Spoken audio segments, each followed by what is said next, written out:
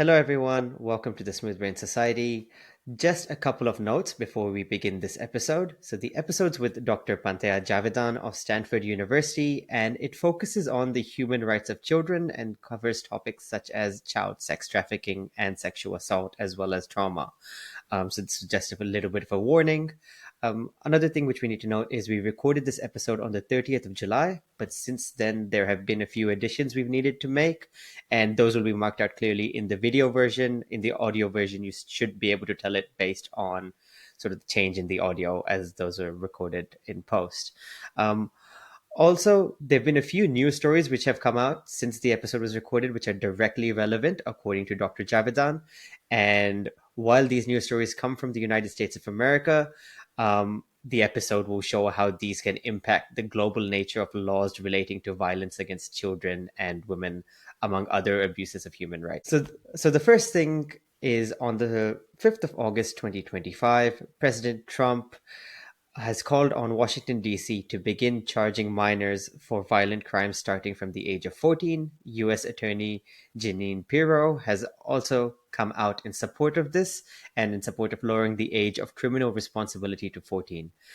A key thing to note is this is for Washington, D.C., but it is quite easy to expand these laws nationwide and for other purposes. The latter part is very important because age of consent could potentially be next. So a lawyer, Alan Dershowitz, who was involved in the Jeffrey Epstein trial, has advocated to expand or lower the age of consent to 14 as well, which could absolve some of the offenders involved in the Epstein trial. The next thing to note is on the 13th of August, reports have shown that the U.S. State Department has omitted evidence of human rights abuses against women, children, ethnic and racial minorities, and LGBTQ populations in countries whose leaders are aligned with Donald Trump. So two of the biggest examples of this are the report on Israel has been reduced by over 80% and has no mentions of the events in Gaza. The report on Hungary does not include the crackdown of LGBTQ plus people in the nation. Those are two pieces of news which Dr. Javidan thought were important and is more than happy to come and speak about them in future episodes. But for now, enjoy this one. Thank you.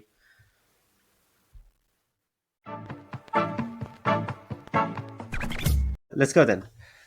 Boys, girls, and MBs, welcome back to the Smooth Brain Society. Today, we'll be talking to Dr. Pantea Javidan, who is a JD and PhD, so basically a double doctor from Stanford University. She is a member of the Human Rights in Trauma and Mental Health program there. So that's a combination of the work done by Stanford University's Department of Psychiatry and Behavioral Sciences and their Center for Human Rights and International Justice. So Dr. Javidan has a unique sort of interdisciplinary expertise, which spans both sociology, law, and trauma and mental health, with a focus on systemic challenges and inequalities faced by marginalized communities. Her research is rooted in social inequalities, human trafficking, and the evolving complexities of migration and current refugee crises around the world. So thank you so much for coming on, Pantea. Welcome to the Smooth Brain Society. Thank you for having me.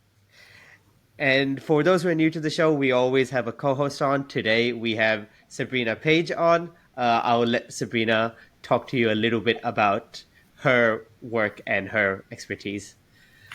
Hi, everyone. Thank you so much, Sahir, for having me on today as well. My name is Sabrina. I'm a third-year PhD candidate at the University of Edinburgh. And my focus is on the mental health harms of children who have experienced technology-facilitated child sexual exploitation and abuse. My work has been in GBV or gender-based violence for the past 7 years. I've been a researcher primarily, and I originally started out focusing on intimate partner violence and food insecurity and the intersections there, especially in humanitarian settings, and then went on to child protection research. I am also the founder of the Gender Violence Research and Collaboration Network, which is a global network, grassroots feminist-led organization that supports the next generation of researchers and practitioners in the field of gender and violence. We have over 10,000 members now from more than 80 different countries. I'm also a consultant at various organizations and a global data fellow at Childlight. Thank you again, Sahir. No, that's That's awesome. I am really glad to have you on because both of you, I guess, di- different and similar are experts or work in the field of gender-based violence, human rights, and that's something which I do not work in at all. So I'm coming from this from a novice angle. So apologies for naive questions, um, and then hopefully Sabrina can help carry the conversation along if I get bogged down in certain things which are completely unnecessary and irrelevant. Um, so let's get started then. Pantea, question for you, I guess. So you have a degree in law, a PhD as well. Could you give us a little bit of a background into how you sort of got into the field of research which you do, and sort of, yeah, a little bit of a journey, sort of your journey into the space? Yeah, thank you. I think the origin story for my both legal and my PhD work goes back to what I was doing after my undergraduate experience in sociology. I really started to become interested in the sociology of youth cultures towards the end of my degree, and I remember being really happy about the level of theoretical analysis that we were doing at Berkeley and just very interested in social theory. But I also really wanted to put those things into practice. And so I decided to become a mental health counselor between undergraduate and law school for about a year and a half. And so I started to work with at risk youth who were in and out of the criminal justice system. And so I worked as a residential counselor in a group home. And I started noticing patterns among the different kids that I was working with. So kids between the ages of 12 to 18 who were at risk of incarceration. And the pattern of abuse that I noticed was a lot of sexual and gender based violence in their lives. And then also the racialized nature of these patterns. And so mostly youth of color from the Bayview Hunters Point neighborhoods in San Francisco. And so I just became very enmeshed in their family lives and in their residential group home lives. And it's kind of rare for those of us who are attending an elite university to be asked for help in the field. And I just always it stuck with me when the girls that I would work with would tell me, Pantea, when you go to law school, come back and help us. So it just felt like this kind of life mission to make sure that their stories are told, to make sure that I tried to understand why they ended up in the situations that they did and how their suffering became pathologized instead of helped by the system. So I really became interested in trying to understand the systemic failures that led them to leave these lives that were not random at all, very patterned. So that's how I came to the topic of the commercial sexual exploitation of children and just human trafficking in general. I started to really, once I decided to go back for my PhD after practicing law for 5 years, I decided to drill down more into the systemic issues and to look at structural inequities and justice.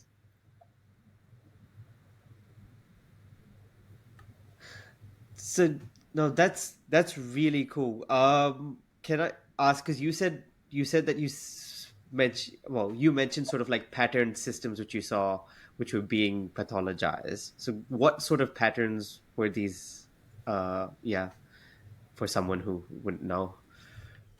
In every case, it was always similar to the things that I've actually written about now about commercial sexual exploitation of children, that it typically begins with abandonment, with abuse, neglect, and then, there are always predators in the community who are ready to exploit that. And they're very good at picking up on vulnerable children and runaways and throwaways and putting them in that pipeline into the sex industry. And so that was the main pattern that I picked up on as a counselor. But then what I ended up doing was in law school, I looked into the legal structure of how it is that the children are actually being criminalized. So they are, in many ways, the perfect victim. They're children. They're exploited. They come from poor backgrounds, disadvantaged communities, economically marginalized, and so on and so forth. But they end up being criminalized, and traffickers most of the time end up getting away with these crimes. So, I wanted to understand that better. So I started looking at the structure of criminal laws and how we have contradictions in the laws. Like, we have statutory rape laws on the books, but as soon as there's a commercial transaction, as soon as there's money involved, criminality is then imputed on the child. And so there's this kind of implicit understanding that, well, they formed some kind of commercial contract, commercial sexual contract to do this. And that's criminal, and that they should be prosecuted for that. But then we have these child protective laws that don't kick in for most children of color. So those were the kinds of things that I wanted to really understand better. And so that's how I understood that it's actually a systemic problem, and that it is very much embedded in the same racial and class hierarchies that we're familiar with in other areas, but less familiar when it comes to this specific context. So once I went to pursue my PhD and to go deeper into this, I started looking at the history of child sex trafficking laws in the US. And it became clear to me how integral all of it actually is to the history of chattel slavery in the US, to the history of the ways that Indigenous children were kidnapped and put in boarding schools and sexually abused in those contexts, and how intentional it actually all was too. And the ways that those laws started to change around the time of industrialization in the US and greater migration from Europe into American urban cities. And so just really wanted to better understand it in this historical context. And so the conclusion that I keep coming back to is also part of the story of capitalism, which is that we're often reduced to this human disposability under this system that is primarily interested in extracting labor and sexual service at the cheapest possible price point. And so that's kind of been an overarching theme of the research that I've done in this area. I am very surprised that, like you mentioned, the statutory laws, and how that sort of contradicts with all of a sudden, or what a moment like money is involved. Like, surely if you're underage, the money should not make a difference at that point, because then it's still like your decision making is still not there, right? Like, I know, because I know there's laws around work for people underage anyway. People under the age of 16 and 18, there's different laws for working other jobs. So I would have seen that those sort of would apply here in any way. Does that just not happen? Right. So children under age of majority cannot form contracts under the law. They lack legal capacity to engage in labor or commerce, nor can they legally consent to sex under age of majority, defined by age of consent and statutory rape laws. And yet, when there's a commercial sex transaction involving a child, the law effectively imputes consent on the child in the most extreme way possible by criminalizing them for prostitution.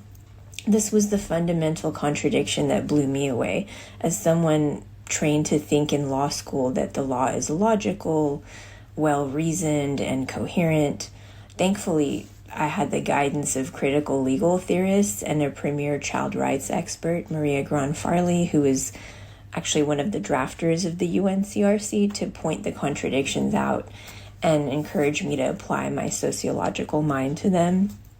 And these contradictions aren't unfortunate accidents that have simply gone unnoticed by lawmakers who are otherwise keen to resolve them and, protect all children equally. They are intentional, predictable, and known outcomes of a legal system that's structured by and reproduces socioeconomic inequalities. It's politics at play here and social hierarchy embedded in our legal structures. So that comes to the sociology side of what I do. When I looked back on how these laws actually came about at the origins of age of consent and statutory rape laws during the Gilded Age and Progressive era, it became clear that racism, sexism, and classism shaped the laws from the beginning, especially when I focused on who resisted these laws and why. It turned out even though women of all racial groups were organizing to raise age of consent, white women overtook and pushed women of color out of the reform movement. They didn't share women of color's concerns for protecting children of color from sexual exploitation, just like they didn't share their concern for protecting men of color from lynching, which was often based on false rape allegations and was terrorizing Black communities all over the country at the time. So the reform movement excluded people of color and instead focused on preserving white feminine chastity and sexual purity in order to gain the support of Southern white lawmakers who were generally hostile to the idea that girls could be sexually victimized by older men. And they made sure to invoke their ideas of working class girls and girls of color as antithetical to white sexual purity, as inherently promiscuous and immoral, and therefore they can't be victims of rape. They're always sexually consenting. So we had state lawmakers across the U.S. claiming that males and females were equally culpable for sex crimes because they're both capable of being lustful and immoral, in order to make sexual violence about the character of the parties involved, which is very much contingent on one's socioeconomic status. And Southern legislators in particular expressed outrage that age of consent laws would dare to treat Black and white girls equally because that goes against the laws of nature, they would argue. And they characterized girls of color as inherently hypersexual and white girls as sexually passive. So they argued that, all that this would accomplish, all that, age of consent and statutory rape laws do is just to set up upstanding white men for false rape allegations, for blackmail and extortion by girls, especially girls of color and especially those in prostitution. So there's this horrible quote that illustrates this from Representative A.C. Tompkins of Owensboro, Kentucky in 1895. He says, "We see at once what a terrible weapon for evil the elevating of the age of consent would be when placed in the hands of a lecherous, sensual Negro woman who, for the sake of blackmail or revenge, would not hesitate to bring criminal action even though she had been a prostitute since her 11th year. Anyone acquainted with the American Negro, a semi-civilized savage, will understand at once what bearing this has on the question without further enlightenment on my part." So this is how children of color are excluded from the very idea that they could ever be victims of sexual violence. And even though age of consent was raised anyways, the racism, sexism, and classism that excluded girls of color became incorporated into the laws through the creation of such things as the promiscuity defense or the chastity requirement, which girls of color were automatically excluded from, and which allowed perpetrators to avoid culpability by claiming that the girl in question is of bad character and therefore cannot be a victim. And that's how feminist solidarity and universalism around child protection from sexual exploitation was broken. And we get the contradiction between minors in prostitution being treated as consenting offenders and as non-consenting victims at the same time.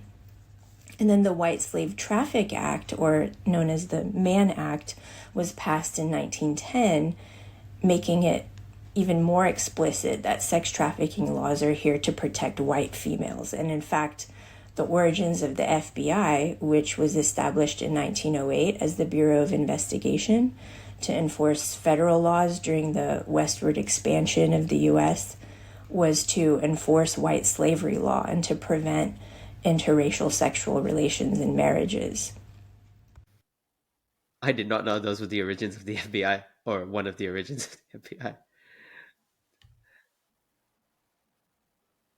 Um, so with all that, so that's the history in the US. I know you focus there, but are is that similar across the world as well, or does this sort of influence how we look at, say, sex trafficking across borders, for example?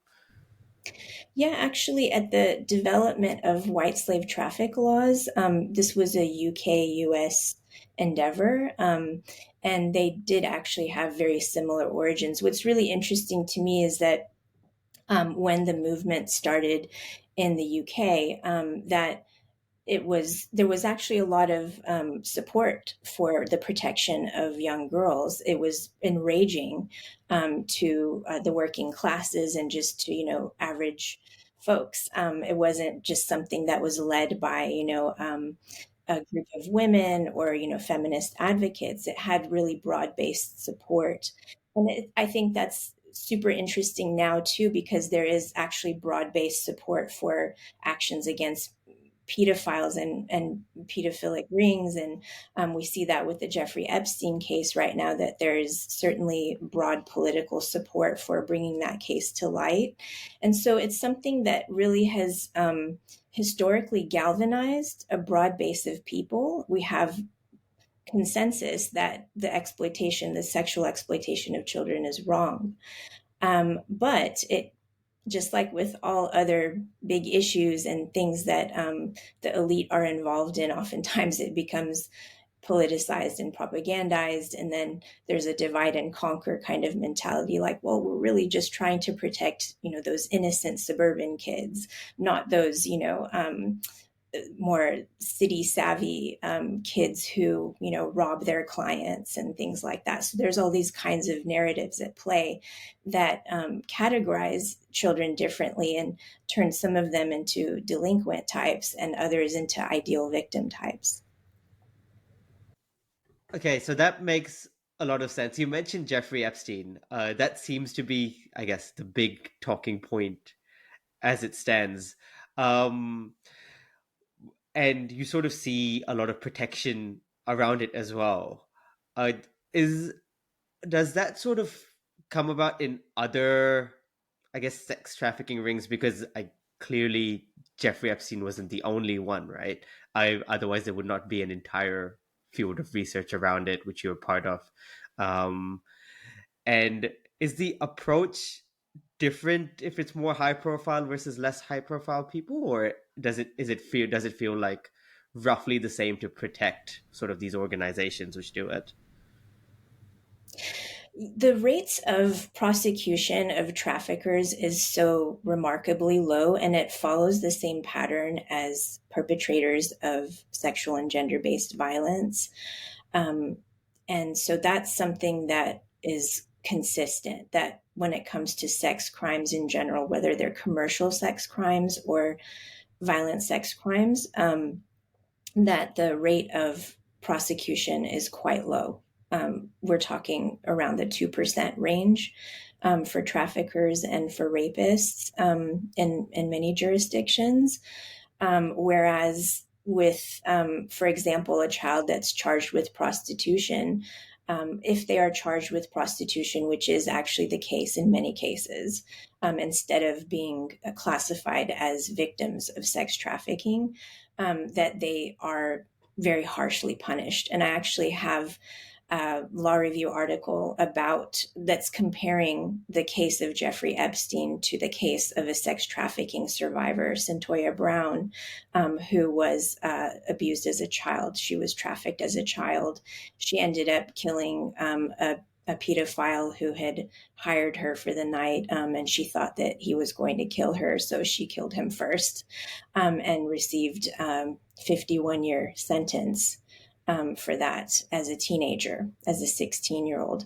And I compared her case to the way that Jeffrey Epstein was treated, somebody who's been accused of potentially trafficking 1,000 or so girls throughout several decades.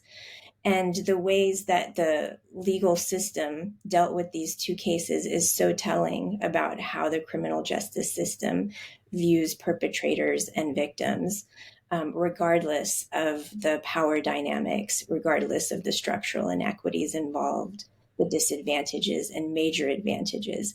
And we see this over and over again in different kinds of sex trafficking rings that the elite are involved in, or even just organized criminals who are able to enjoy impunity for these crimes, whereas the victims are oftentimes the criminalized and incarcerated. I'm just wondering, because you talked about how it's viewed kind of in the legal space, but what are the broader societal implications of cases like Jeffrey Epstein? Because, you know, how media and political narratives shape public perception now of child trafficking based on what they're being shown online or through the media. I think that's a very interesting kind of lens to look through. I feel that the Jeffrey Epstein case and similar cases are really emblematic of elite impunity in the first place, of how the system supports people who have these kinds of moneyed connections. And, you know, the case is so sprawling, it's really quite shocking. And I don't blame anyone for being very interested in where it actually goes and what comes to light. And we're very much in the thick of it politically at the moment. But I think that it's really critical to understand societal dynamics and structural inequities through the lens of a case like this, because it really does touch upon every different aspect of the structural injustices that we're dealing with. And so I think about the fact that, you know, very high profile lawyers, academics, politicians, media personalities, you know, CEOs, and all of these different men who are involved, and the, you know, female collaborators, of course, like Ghislaine Maxwell, and the different roles that they played, and how for so long they got away with these crimes. And especially in the research that I did, one of the most shocking aspects of the case was the way that the criminal justice system was manipulated, both on the state and federal level in the US. And they talk about, you know, this sweetheart deal that Jeffrey Epstein received in Florida.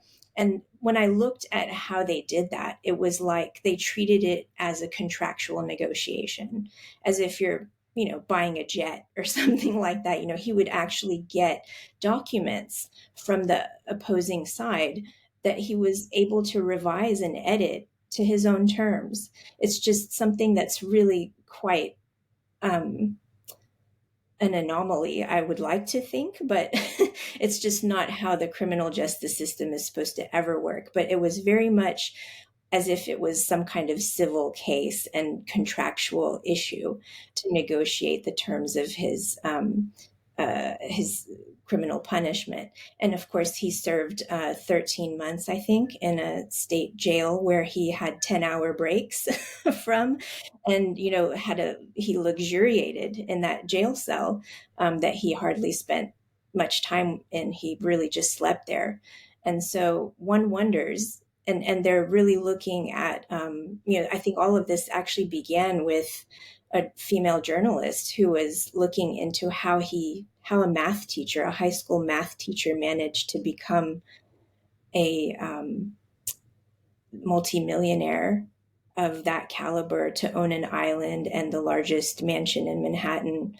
And then all of this came to light as a result of looking into that case. And of course, the other very shocking aspect to me is that how much violence actually went into maintaining this, running people off the road, threatening them, with death threats, including the journalists, and just the remarkable level of activism by female journalists, especially by lawyers, that it took and how long it took to actually bring the case to light and to reopen it. I think less of a question, more of just a comment, is something about this case that infuriates me as an academic really studying this, is the way that media is using this kind of as like a political bait, especially as we see with, the current situation with trying to release the files in the US or, to prove that Donald Trump was involved. And it's like, okay, well, we need to start channeling our energy to understand actually the victims that have been affected, what trafficking is, how the legal system has failed a lot of victims, and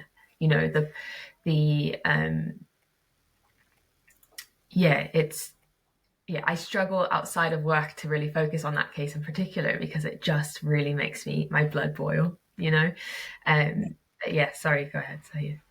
No, I think that's absolutely how I feel too, because one of the historical patterns I've also noticed is the ways in which, because of the importance and gravity of this problem, and, like I said, that there's very broad-based consensus that pedophilia and commercial sexual exploitation of children is wrong and reprehensible, and we have all kinds of criminal laws against it.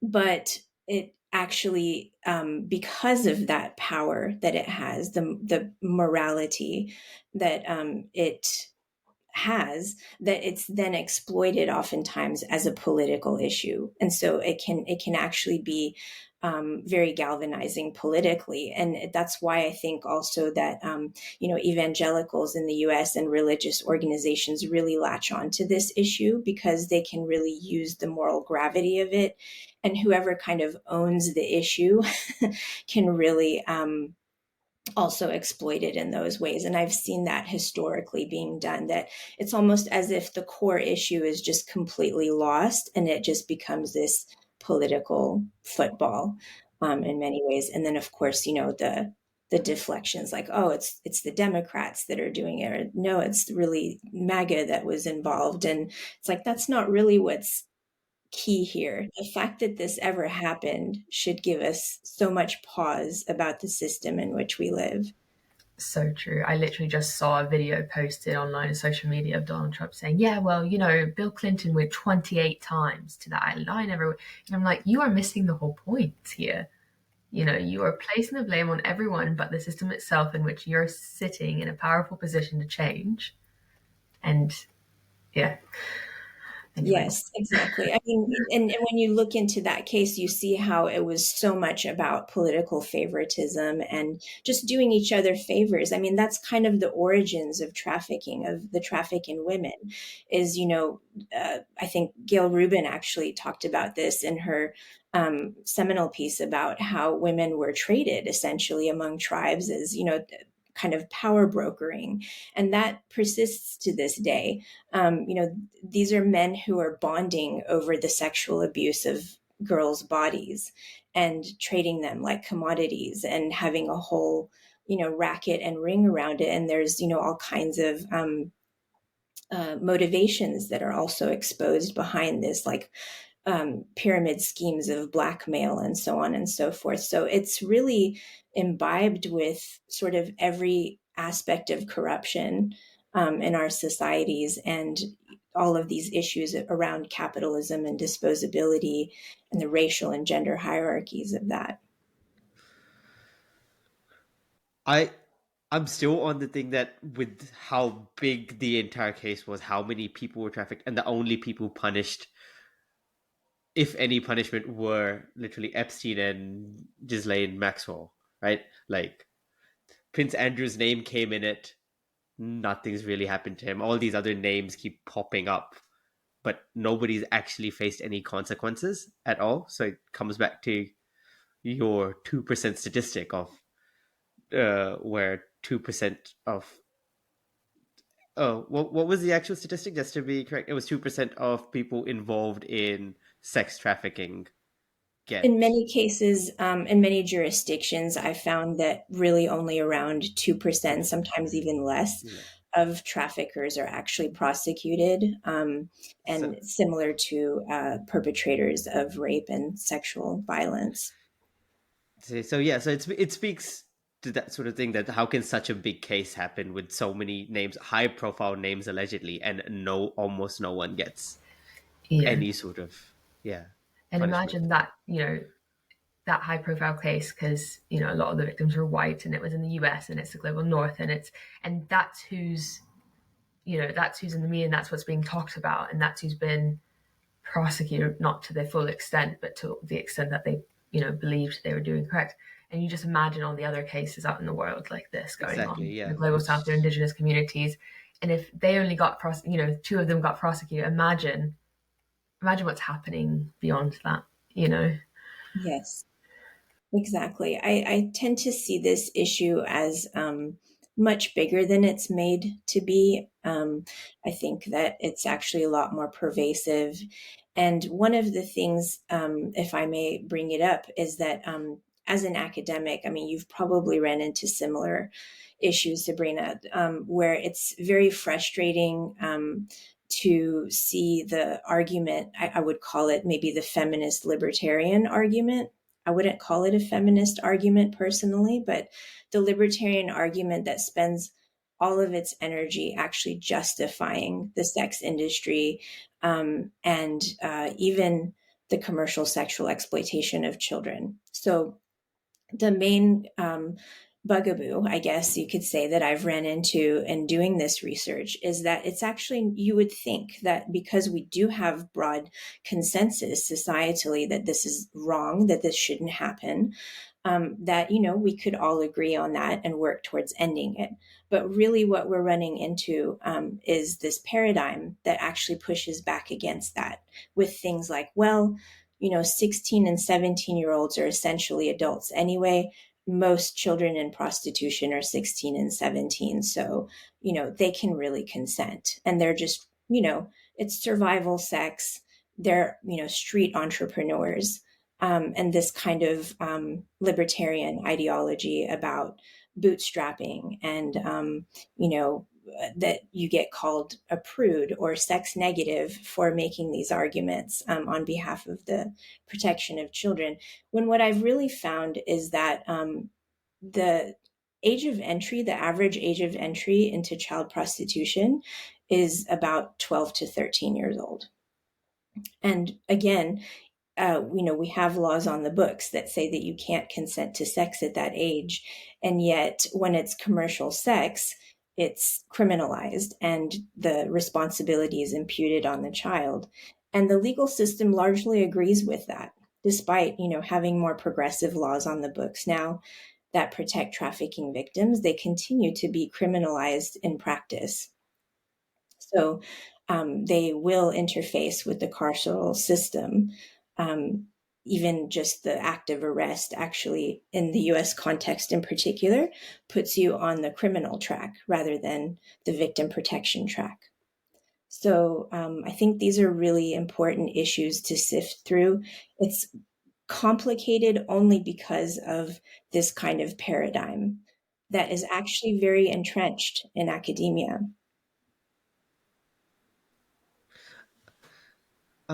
I wanted to take like a little step forward from what we were talking about. Just to ask you a little bit more about more human rights of underage uh people. So like children, like the human rights of children.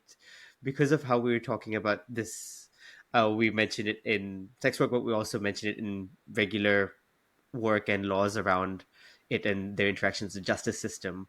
How are human rights of children different from just overall human rights, or how we look at them as a researcher? Could you tell me? So, children, we have the UN Convention on the Rights of the Child, which is the guiding document, and it has a really amazing history. It's the most ratified treaty in human history. So, again, broad based consensus throughout the world and across cultures for the protection of children. And, it recognizes children's developing and evolving capacities, that there's different stages of child development. So, 10-year-old's not the same as a 17-year-old, but it does recognize all of those nuances. And so I think it's a really important historical marker. That treaty, the convention, was adopted in 1989. And the only country that's actually never ratified it is the United States to this day. So the US is very much an outlier when it comes to children's rights, at least in the human rights context. And I can get into the history of why that is, which is also really very interesting. But the fact that we do have global consensus on children's rights is really something that makes children's rights stand out in the human rights context.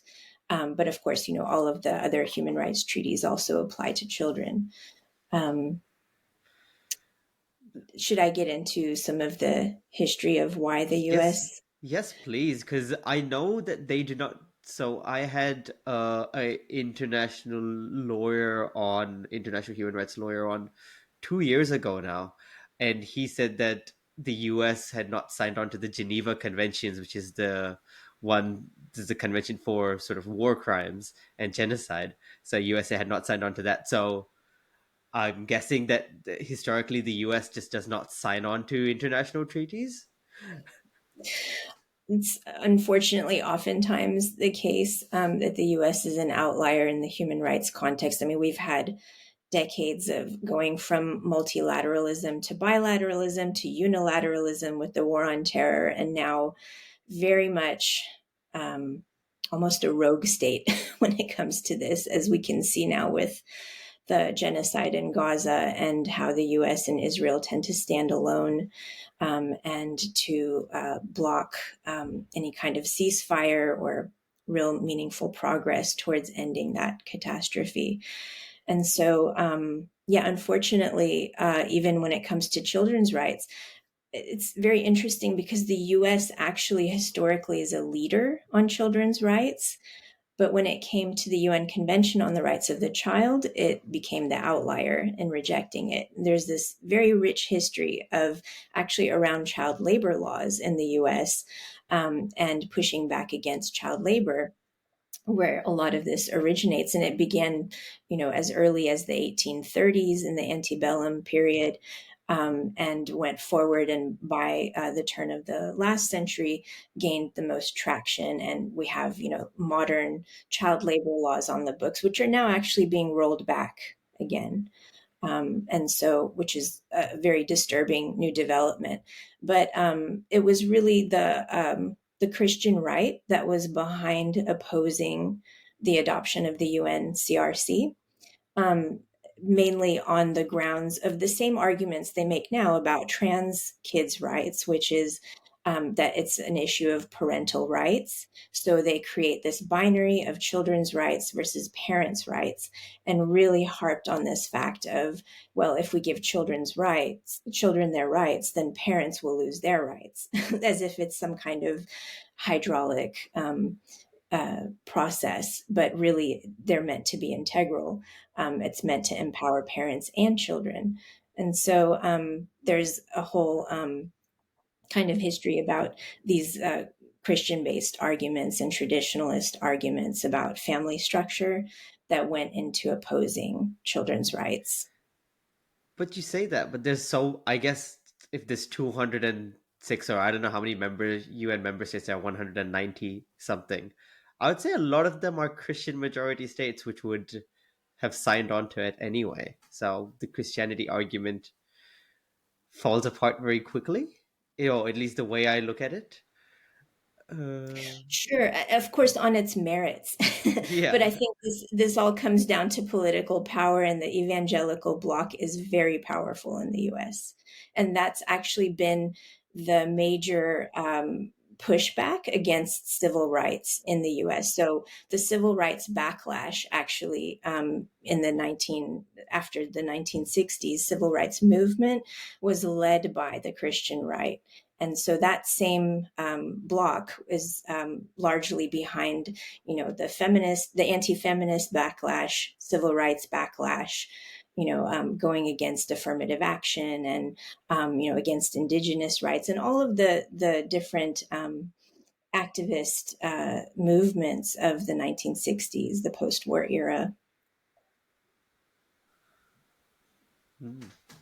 That's incredibly interesting. Um, I wanted to talk a bit further about this in regards to your work in this area. So, what is your specific research with regards to children's, human rights? You had said that you had published a couple papers recently on it as well, and yeah. So, if you could go into that, and then we'll talk about that. Yeah, most recently, I have actually focused a lot on pandemic policy since COVID-19 and the ways that schools were not adequately mitigated for the pandemic, and children's rights were really trampled upon throughout the pandemic. And I also one of the main projects and themes of the Human Rights and Trauma Mental Health Lab that I'm part of is to integrate trauma-informed principles into justice systems and protocols. And so we're very much focused on women and children in that. We're working with the International Criminal Court and the UN system to try and incorporate trauma-informed principles. So these are different ways of implementing children's rights that are practical. And I think I would emphasize the the pandemic policy aspect because that's something that we globally are forgetting the lessons of, and it's so important with looming pandemics. We have a looming H5 pandemic, and we're just so incredibly ill, not just ill prepared, but actually from the pandemic, we now have a major pillar of neo-fascism on our hands, which is the anti-science movement. They very successfully propagandized the pandemic and denied the harms of COVID and long COVID. And they denied harms to children throughout the entire pandemic to this very day. They have not upgraded schools. They have not cleaned the air in schools. We have so many amazing tools and technologies now to deal with these things, but we just don't do it because we are very much in a moment of actually trampling children's rights, I think. So, very quickly, could you give me an example of how the rights are trampled in schools? Like, I'm trying to, because I feel I know I wasn't in school during the pandemic, fortunately enough. So I'm thinking of like, weren't everyone's, I guess, like rights? I mean, for the public good, but like, were rights kind of trampled on, being like, oh, you need to get the vaccine, or you can't go here if you don't have this, blah blah blah. Which I mean, they already do anyway. Like, you can't enter a school without being vaccinated, for example, in most countries around the world and things like that. But I mean, people made a big fuss about it. But I felt that everybody sort of was in the same boat of things, where this thing specific to children. So the one of the first kind of anchoring points that came out at the beginning of the pandemic was that COVID doesn't affect children. That for some reason children are not either getting COVID or, for example, Dr. Monica Gandhi at UCSF was a really prominent voice during the pandemic and including in the early days. And she said that children do not get severe disease. Absolutely untrue. So this anchoring bias took place from the very beginning, that children are somehow not that affected by this. And so we don't really need to do much to protect them. We did close schools in most places, rightfully, I think. But then didn't really have much of a plan. And many of the private schools actually led the way. the right way, a scientific approach to, because COVID is an airborne infectious disease. And so it lingers in the air for hours. You can just walk in a hallway and get it after someone's left a long time. So we knew these kinds of things. Those were emerging early on. And many of the private schools took the initiative to clean the air, put purifiers in, have masks that work well, and all kinds of, and PCR testing twice a week, those kinds of things. We saw that in the Bay Area. And so there was a way to actually deal with this until vaccines came along, and even afterwards, because the vaccines did not protect from infection, and they're very limited in protecting against long COVID, which is the long-term sequelae of COVID. And so, and that's actually the more dangerous aspect of it, because most people survive the acute phase after vaccination, but long COVID is not so well protected against with the vaccines. There's actually between a 20 to 50% chance of developing long COVID with each COVID infection, regardless of vaccine status. And so from the very beginning, children's health was deprioritized. They were somehow seen as either immune from this problem. It was mainly a problem of the elderly, of the frail, and so we kind of heard these sorts of narratives, and now it's coming out. Many of us have been saying this for years, that that's not true, that we have pediatric long COVID. It's actually quite prevalent. It's affecting around 20% of the cases. And so kids are getting COVID between once to 3 times a year if they're totally unprotected. And so their chances of developing this long-term health condition is really quite high, clinically speaking. And so in that sense, I think that, this sort of mass forgetting and this really broad-based buy-in into the fact that, well, this is somehow behind us. It's no longer an issue. We're vaxxed and relaxed. It's actually not true at all. And so that's one of the things that I think just does not get discussed anywhere near enough. And we're, working on pandemic accords and things like that, but we have this massive anti-science movement that actually used this moment to rise up. And, we have anti-vaxxers now who are running the FDA and the HHS in the US.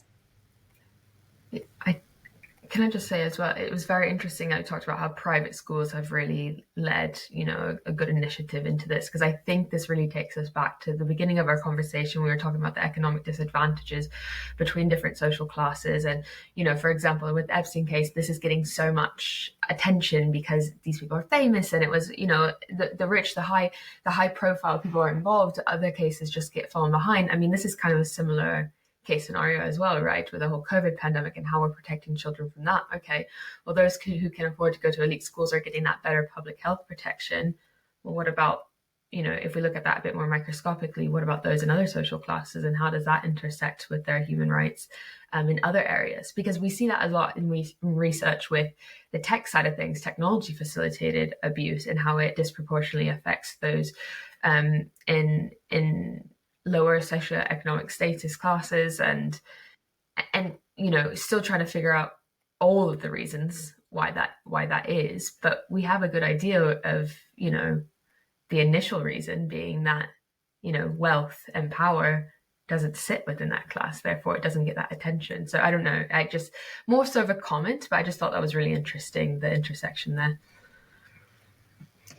Yeah, definitely. And I think in the US context especially, there was actually very adequate money allocated to mitigating the pandemic in schools. But we saw actually with the summer of 2020 and the movement for Black Lives during that time, that instead of responding to the public outcry for defunding the police and, for putting that money into communities, the COVID money actually largely went to the police in many jurisdictions. And so it got funneled into precisely a crackdown on the communities that you're talking about, on the more vulnerable communities that were hit the hardest by the pandemic and continue to be.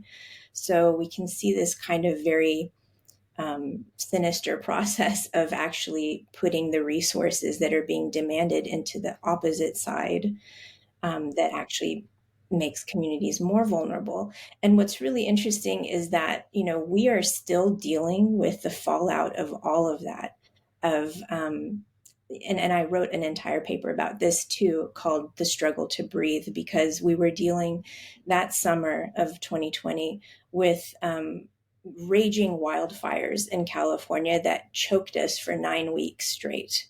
And we woke up to a sky that was bright red one morning and stayed that way all day. At the same time, we were seeing images of George Floyd being strangled to death. And we were also dealing with an airborne virus that was killing people. And we were also in the midst of the first Trump regime. And so it just seemed like the running theme through all of that was the struggle to breathe. And I think that really brought the moment together for me. And we're still now seeing the ramifications of all of those things, the climate impacts, police brutality, and the role that it plays in neo-fascist regimes, and just the anti-science and lack of pandemic preparedness as we go into greater moments of climate catastrophe, which will actually create more zoonosis and pandemics. So I think it's really important for us to keep contending with all of those issues. And because the younger generation is also a lot more informed about all of these things, but their will is not being implemented. We're not seeing it reflected in mainstream politics. I think it's very important for us to focus on the rights of children and youth. The key to children's rights is always to utilize them in ways that benefit children, and that needs to be demonstrated empirically. So the best interests of the child is the guiding principle of the UNCRC and children's rights writ large. So there's differences in the argument between, children's rights to education, health and safety, versus children's quote-unquote rights to, for example, smoke and vape or to sell sex, which is a libertarian argument that's made to sound like children's rights. But these are not equivalent positions. They're not equally legitimate, because the empirical case cannot be made that smoking and selling sex are beneficial to children individually or collectively as a class. And again, we have robust international metrics that define child welfare and its determinants. So the best interests of the child is empirically verifiable. Speaking of rights of children and youth, and like their voices not being heard, in the UK very recently, a bill was passed to change the voting age to 16. That's correct, isn't it, Sabrina? I'm getting that right. What are your thoughts on that as like a thing, reducing the voting age in the US as well? I think it's great. I think it's actually a really positive thing. I think the more the younger people can have their voices heard and counted, I don't honestly know how much election integrity we're going to have going forward in the US at this point. I'm not optimistic about the political apparatus. But, certainly at least even that official recognition would be a major empowerment for younger people to have a voice. Perhaps, they can at least be effective on local levels in the electoral system and organizing. I quite like it here because I think at 16 you can work here. So if you're working and paying in, then you should have your say. And I feel in the US you can't. You can work at 16 in some states even younger, but you can't drink until 21, but you can join the military at 18. And I feel like it's all very weird. Yeah, it's what the US calls taxation without representation, and they're just doing it to their children.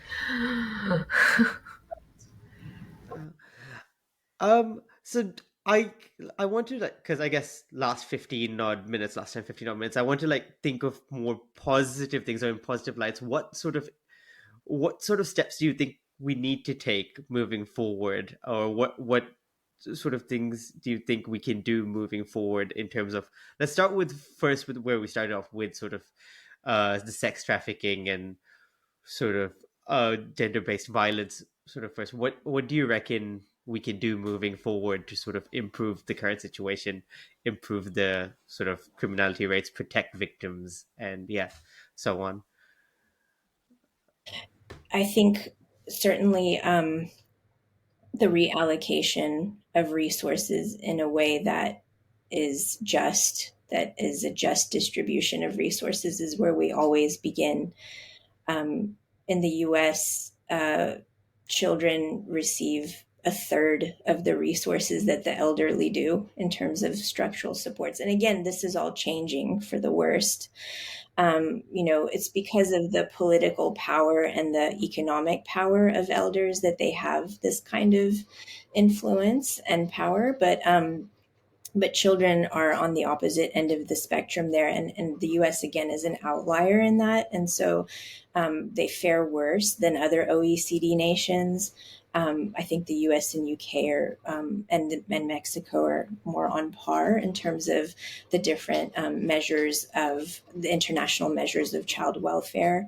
And so I think those are the areas that one can focus on, improving those metrics. I mean, we actually don't need to ever reinvent the wheel. We have really good metrics. We have great SDGs and all of these kinds of things that we can focus on. So we certainly have the roadmaps, and it always comes down to political will and the allocation of resources towards these things. So it's actually not terribly complicated. It's a political matter. Can I build off that question that Sahir asked as well about, and taking this from like a more academic lens? But I wrote earlier, as we were talking about feminist and libertarian like research, and how with sex trafficking and thinking about sex positivity and how those two kind of collide. But I'm wondering, how can feminist research contribute to transformative justice approaches? Feminist research can and should contribute to all systems, social, economic, legal, and political, to correct the structural sexism that's embedded in each of them and the persistence of gender inequalities in each of these areas. So, for example, abolitionist feminism is leading the charge against carceral and punitive responses to socioeconomic problems, and that's a really important and new intervention in justice systems and transformative justice. And I think also that we should reconnect women's and children's rights. During first wave feminism at the turn of the last century and going into the progressive era, the two sets of rights were very much bound together, but it was under a traditionalist approach to women having to be the primary caregivers of their children, not as equal partners with their husbands, presumed husbands. And somewhere in second wave feminism, the two sets of rights were severed from one another, largely because women were resisting their role under a patriarchal model of having to be the primary caregivers to their children. But I think it's really important to reconnect these two sets of rights, because the fates of women and children are actually bound together in reality still. And we see this, for example, in the genocide in Gaza, how women and children are disproportionately impacted through deaths and injuries, and in the human trafficking context, where the disproportionate victims of human trafficking, particularly sex trafficking, are women and children. And we see how important social welfare programs are to covering both women and children. One of the practical ways that I'm seeing is the way that trauma-informed approaches for mental health, as we're integrating them more into justice systems, international justice systems, that's definitely a point of intervention for feminists. Just this idea of not re-traumatizing survivors of sexual violence is so critical. This is one of the biggest issues in criminal justice, I think, historically. And we're really now finally dealing with that head on, that you don't, for example, interview a survivor 10 times for a case. You're continually re-traumatizing them. So there's these kinds of solutions that are being implemented into these systems now to prevent that re-traumatization. So I think that is one of the practical ways, and that needs to become more widespread and understood. And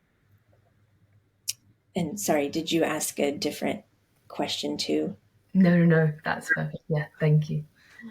Just on the re-traumatizing people bit, what can you say to? I know this is sometimes used as a defense to keep things under the rug, right? Being like, oh, we don't want to re-traumatize victims, so we therefore should not reopen these cases, or they use them as so sometimes like I hear people sort of hiding behind the victim, sort of re-traumatizing them to like keep things under the rug.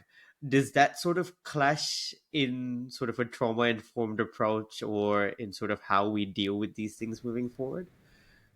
Right. So the idea isn't to not deal with the case in Yeah, order yeah, not yeah. to re-traumatize the survivor, but rather once you can gain the trust of a survivor to give their testimony and to want to pursue justice, that you then make sure that throughout that process they're not re-traumatized, so that they can give their testimony one time, for example, and maybe it's recorded or it's done in a certain way that prevents having to discuss things that they're not comfortable discussing or they're not ready to yet.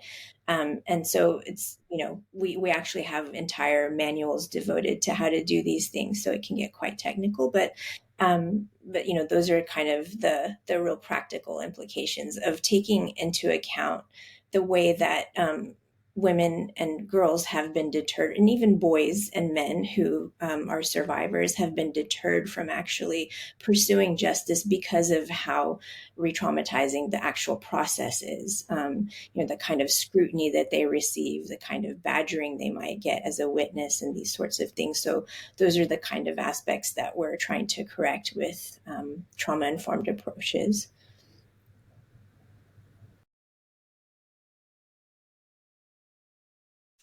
No, yet. So I'm also quite interested in sort of the legislative side of it because you had said that you were approaching the United Nations and talking to the ICJ, so the International Court of Justice, and all about sort of ratifying or bringing about trauma informed approaches into systems more broadly. How does that work on like a larger level, on a smaller level? Like when we're talking, we can say it's good if we do this and do that, do this, but how does it actually come about? How do we actually bring this change? So there are communities of practice. There are many people who work with survivors, different NGOs and attorneys, and all over the world, really. And we have like mental health experts at the ICC who are able to be in touch with all of these different stakeholders, and they get their like, for example, one of the recent reports that we published was done in this way. It was like an iterative process of talking to the people in the field who are actually hearing from survivors and providing services and connecting them with the services they need, and then incorporating that into a kind of a set of practices that can be embedded into justice systems. And so it's kind of, it's from the ground up. It's from talking to people who are in places like Ukraine or in different war zones and things in Africa and everywhere, really. And then taking that sort of what is effective in dealing with survivors and then incorporating that into a TI approach. And of course, you have to have insiders in those systems. So somebody who's, for example, the head of trauma informed approaches and mental health services and things like that at a tribunal like that can actually be, it should be the person that makes those connections. And so there's kind of a whole process where you start with gathering this information and creating recommendations, and then trying to turn those into guidelines, and then something bigger that then becomes integral to the whole justice system of the UN, for example. and then hopefully gets adopted by, national courts. There are some national courts that actually are really progressive in this area, so they can serve as models for how to do this. Do you have an example of one national court which you think is pretty progressive in this area? Any It's a good country question. or Well, I would say like uh, different courts, like hybrid courts. I think. See, now I'm like blanking on names, but the Court of Sierra Leone and some of the other ones that we cite in the report serve as some good illustrative examples of how this was done. And so the ECCC in Cambodia also, from start to finish. But yeah, so these kinds of different courts have set examples of how to actually have more trauma informed practices from the beginning of when you actually, first, before the case even begins, and how you coach the witnesses and prepare them for the process and really educate them about what's going to happen so that it's predictable, all the way to actually once the case has ended, and how you sort of like debrief and the kind of services you connect them with afterwards. It's a really, long and kind of very involved process. That's why it's important to standardize trauma informed approaches as part of the international legal system and the human rights regime, because that will establish a universalism of this approach and best practices that is also culturally and contextually informed and adapted so that national courts can take this up. I really can't see EU or the US or sort of any Western country taking its notes from Cambodia or Sierra Leone, to be honest. We Just try. just by the just how the world works and what I've seen of it. But hopefully, fingers crossed. Um, because we've been recording for about an hour now, Sabrina, did you have any final questions for Pantea? I know there's a lot we can actually talk about, but there's Oh yeah, also I think we could, levels. I think we could go on for hours really. But no, I just wanted to thank Pandia for all of her work and her contributions in this field. I've learned so much from you over just a short amount of time. So I really look forward to reading more of your work and staying in touch. Yeah. Now, thank you so much, Pantea. I have one question which is not related to. I mean, it's kind of related because it's still child trafficking. But do you when we talk about child sex trafficking, we usually talk about girls. I know boys as well, like you mentioned, but mainly girls. Do you know or do you have any research on children being trafficked? I know particularly in Africa to join militias and things like that, like boys being trafficked for that. Is there sort of a difference in how we look at sex trafficking versus, like trafficking for sort of being joined or into militias or groups or communities? Yeah, just I wondering. think it has the same problem with child soldiering, where the Yeah, child soldiers, that's the boundaries word. between victim and perpetrator get blurred very much. And so I think it's maybe more stark in the child soldiering case because they actually do commit harms. They're trained and forced into committing harms against others. And so we certainly deal with that problem in that context too. And yes, there's many different forms of child trafficking. It's it's true that it's not just sexual or labor exploitation, because what is soldiering, it is certainly a form of labor in some ways, but it is violence, and there is actually a sexual aspect to it too, where girls who are in the child soldiering context are often sexually exploited, or even kind of sold, and Yeah. traded among others. And so yeah, I think there's a great deal of overlap between those issues. No. Awesome. No, thank you. Just wanted to. That was the final question which popped up for now. I know we can talk about a lot more, but thank you so much for joining, Fantea. Thank you. I really Uh, appreciate being with you both. and I guess one last question which we ask all our guests is if you had any general piece of advice for our listeners, what would it be? That's really hard. It's the toughest question we ask, I have heard. Yeah, it's that's profound. In this moment, because I feel that we are in, the moment of polycrisis in our world, and we certainly have a problem of authoritarianism in our world. Even the liberal democracies are largely disappearing. I think at last count, it was something like 11 to 13% of countries are even liberal democracies anymore. And so that whole prediction about the end of history by my colleague Fukuyama, was it, is not really coming true. We're actually in a really big moment of crisis. And I hope that despite how overwhelming and intractable it seems, that we can actually really focus on our work and be very intentional about it and keep pushing forward and taking the deep breaths and self-care and everything that we need, just everything that's so integral to us continuing to go forward. It's, I know, very hard to stay positive in this environment, but I think we don't have the luxury of giving up. So yeah, I just really appreciate all the people like yourself that are working hard to make things better. So thank you. Thank you. Thank you so much. Thank you, Sabrina, again for coming on. Thank you, Pantea.